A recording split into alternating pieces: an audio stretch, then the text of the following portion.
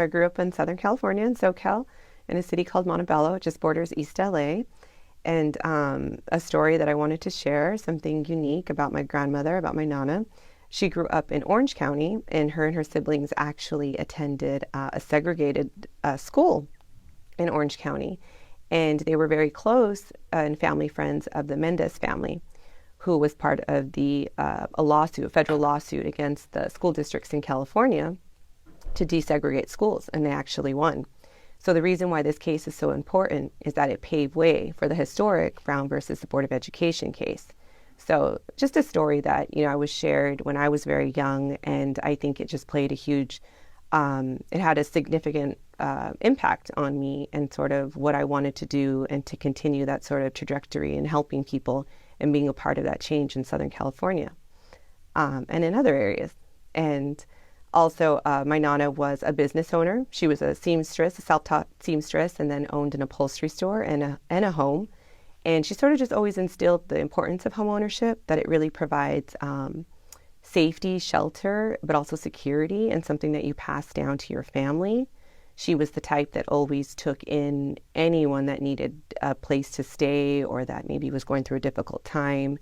I remember we always took in family friends or family members going through things. And I think for me, it really signified how important shelter is and housing.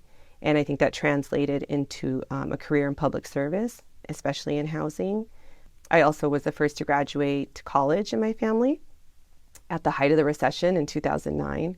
So at that time, it was really difficult to get a job.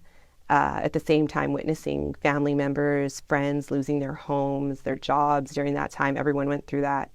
In particular, my father lost his job, and I ended up finding a housing assistance program that provided mortgage assistance.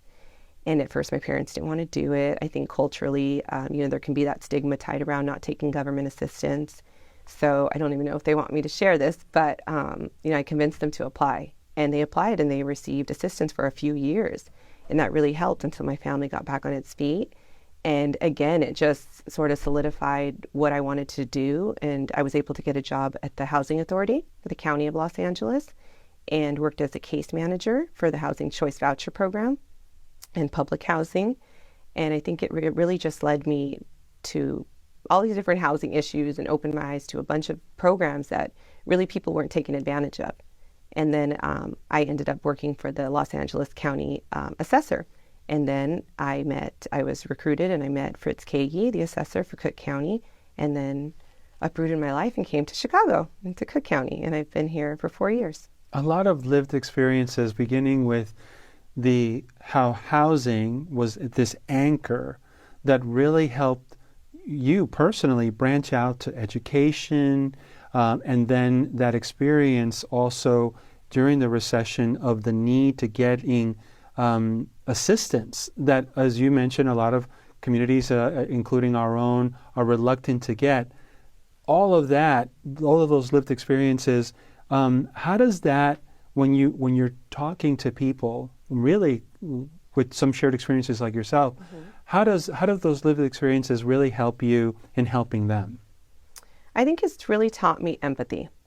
I think developed just listening to people, letting them tell their stories, and really hearing someone and what they're going through. I think that has helped me, help them and really pay it forward. So those sort of lived experiences definitely translates in everything that I do.